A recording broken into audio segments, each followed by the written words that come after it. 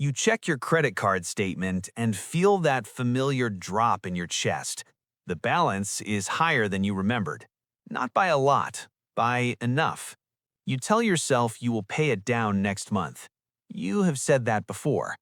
And then you remember something else. Someone you know bought a rental property with money they did not have. Someone else started a business with a loan. Someone else went to graduate school on borrowed dollars and now makes twice what you do. And you wonder, is all debt the same? Or have you been afraid of the wrong kind this whole time? Let me say this clearly. If you have ever felt ashamed of debt while also noticing that other people seem to use it to get ahead, you are not financially irresponsible. You are not missing a moral compass. You are not secretly lazy or disciplined. Your brain is doing exactly what it evolved to do. It is protecting you from something that has hurt you before, or someone you watched get hurt. And that protection, even when it keeps you safe from the wrong things, is not a character flaw. It is a survival instinct. Let us walk through why some debt feels dangerous and some debt feels like a tool, and why your brain struggles to tell the difference. The first reason has to do with how debt enters your life. Consumer debt usually arrives quietly: a pair of shoes, a dinner out, a subscription you forgot to cancel, a car repair you could not avoid. The purchases blur together, the balance grows slowly, and by the time you notice, there is no single thing you can point to and say, "This was worth it." That is not an accident. Consumer debt is designed to feel painless at the point of sale. The pain comes later, alone, in an app, at 11 p.m. on a Tuesday. Your brain learns to associate debt with that feeling, the vague regret, the monthly minimum, the interest that outruns your payments. And once that association forms, all debt starts to look the same. But here's the part most people miss. The feeling of debt is not the same as the math of debt. Your brain cannot separate them. When you hear about someone using borrowed money to buy an asset that grows, you still feel that same drop in your chest. The credit card statement and the mortgage statement live in the same emotional file folder, even though they are not the same thing at all. The second reason is that good debt is invisible in daily life. You don't see someone's student loan payment when they get promoted. You don't see someone's business loan when they open a second location. You don't see someone's mortgage when their house doubles in value. You only see the outcome, the promotion, the growth, the wealth. And because you can't see the debt that made it possible, you assume they did it without debt, which makes you feel behind, which makes you feel like you missed some secret. But the secret is not that they avoided borrowing. The secret is that they borrowed for things that produced more than they cost. And this is where money becomes emotional, in a way most people never name. Avoiding all debt feels safe, but safety is not the same as progress. The person who never borrows buys everything with cash: the car, the house, the education. That takes time, decades. Meanwhile, the person who borrows strategically lives in the house while paying for it, earns the degree while paying for it, grows the business while paying for it. They are not smarter, they are not luckier, they are just willing to let debt sit in a different emotional category, not as danger, as leverage. You see this everywhere outside of finance. A farmer borrows for seeds before the harvest. A builder borrows for materials before the sale. A student borrows for tuition before the career.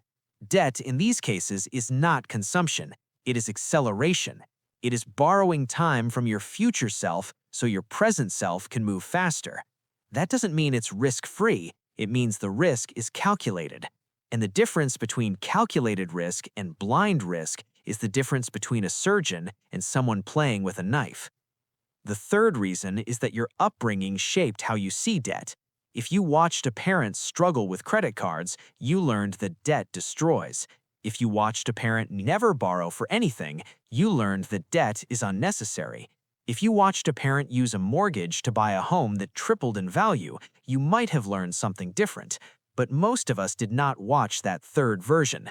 Because wealth building with debt happens behind closed doors, the struggle with debt happens in the open, in arguments, in eviction notices, in cars being repossessed. Those images stick. They become the mental picture your brain plays every time someone says the word loan. That is not ignorance. That is pattern recognition. Your brain is trying to protect you from repeating a past it watched someone else live through. Here's what most people miss completely. The same tool that hurts someone else can help you if used differently. A hammer can build a house or break a window. Fire can cook your food or burn it down. Debt is not good or bad. Debt is a tool, and tools have no morality. They have only outcomes. The question is not whether debt is acceptable. The question is whether the thing you are borrowing for will out-earn the cost of borrowing. That's it. That is the entire distinction wrapped in one sentence. But your brain does not want to ask that question. Your brain wants to say, all debt is dangerous, because saying all debt is dangerous kept you safe when you didn't have enough information to make a real decision. Over time, your relationship with debt changes. In your 20s, debt feels like survival. You borrow for a car because you need to get to work. You carry a balance because your first job doesn't pay enough. In your 30s, debt starts to feel like a choice. You could pay cash for some things, you choose not to. In your 40s, debt feels like a strategy. You understand interest, you understand opportunity cost. You know when borrowing makes sense and when it doesn't. In your 50s, debt feels like a lever, not something to fear, something to pull when the math works. The same dollars borrowed, the same interest paid, but a completely different emotional experience because you have finally learned that debt was never the enemy. Unconscious debt was the enemy, and you are not unconscious anymore. The behavior of avoiding all debt protects you in ways that feel smart until they hold you back. The person who never borrows never pays interest. That's true. They also never buys a house until their late 30s. They never start a business until they've saved for a decade. They never invest in education that could double their income because they refuse to take a loan. That is not freedom. That is a different kind of prison. A safer prison, but still a prison. The person who learns to distinguish good debt from bad debt builds something quieter. They build the ability to borrow without shame, to calculate without fear, to use other people's money to build their own future. That is not recklessness. That is a lever, a heavy, useful lever that multiplies the force of your own income.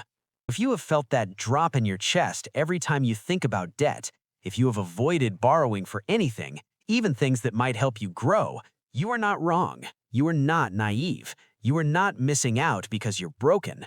You are protecting yourself based on what you have seen and felt. That protection kept you safe, and it might also be keeping you small. Not because you made a mistake, because you never had anyone show you the difference between the debt that traps and the debt that lifts. That difference is real, it is mathematical, and it is emotional. You don't have to borrow tomorrow. You don't have to change a single thing today. You just have to know that debt is not one thing. It never was. And the people who seem to be getting ahead with borrowed money are not breaking rules you were too afraid to break. They are following a different rule book, one you were never given.